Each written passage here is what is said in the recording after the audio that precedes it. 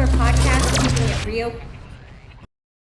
Today's going to ruffle some feathers, and I'm okay with that because honestly, if it doesn't, we're probably not saying anything meaningful. If your entire financial strategy is just buying index funds, there's a very real chance you're leaving money, protection, and opportunity on the table. Now, I know right away people are thinking, what are you talking about? That's the smartest, safest, most recommended strategy out there. And that's exactly why we're talking about it. Yeah, and let's be clear from the beginning, we're not here to bash index investing.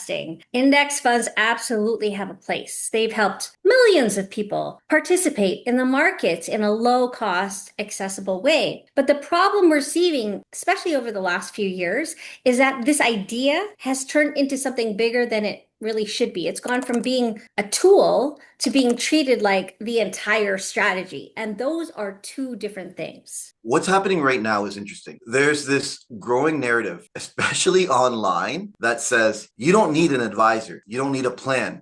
Just buy ETFs, keep costs low, and you'll be fine. On the surface, it sounds logical. It's simple, it's clean, it's easy to understand, but simple doesn't always mean complete. Exactly. And what gets lost in that message is everything around investing, because investing is only one part of financial planning. It's not the whole picture. So we're talking about tax strategy, risk management, cash flow planning, behavioral coaching, estate planning, insurance structuring. None of that gets solved by just buying an index fund. And yet people are being led to believe that it does. Right. Let me take this a step further, Irene. If someone says, I invest in index fund, my next question is, okay, but what's your strategy? What's your plan? Because owning an ETF is not a strategy. It's a vehicle. It's like saying, you know what? I drive a car. That doesn't tell me where you're going, how fast, or whether you even have a destination. Yeah, that's really such an important distinction. And I think what's happened is people have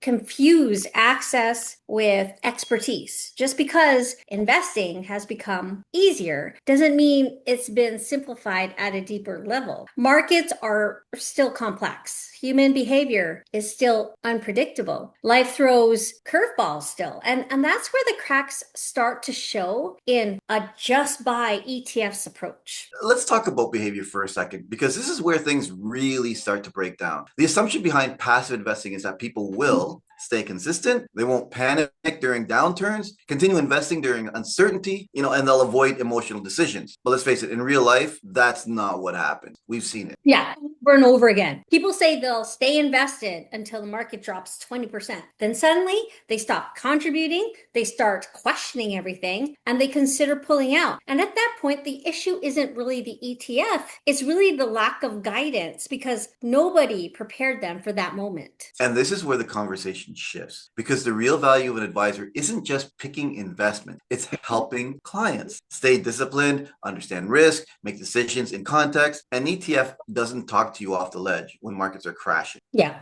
If we had to summarize this part, Phil, it would be something like this. Index investing works if everything else around it is handled properly. But that everything else is exactly what most people are missing. And that's where the gap is. Let's break down some of the specific risks that don't get talked about enough. First, tax efficient. People love low fees.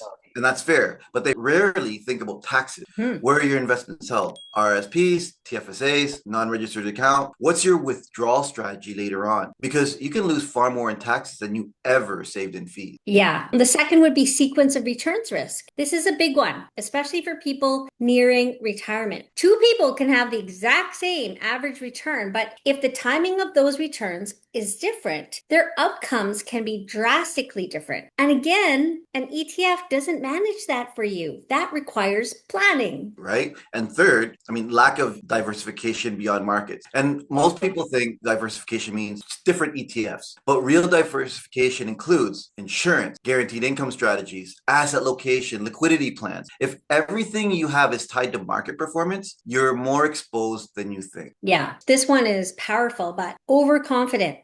When people feel like they've figured it out, they stop asking questions, they stop seeking advice, and really that's when blind spots grow. So where does this leave us? Because again, we're not saying don't use index funds. What we're saying is don't confuse a tool with a complete plan. Exactly. A more balanced approach really looks like this. Use ETFs where they make sense. but build a framework around them. That framework should include a clear financial plan, defined goals and timelines, risk tolerance that's actually tested, not assumed, tax efficient strategies, and protection for downside scenarios. Because really, life isn't linear. And for advisors listening to this is where you need to step up. If your value proposition is just, I can pick investments for you, you're going to lose to do-it-yourself investing. And honestly, you should. But if your value is clarity, strategy, behavioral coaching, long-term planning, you're no longer competing with ETFs. You're complementing them. Mm-hmm.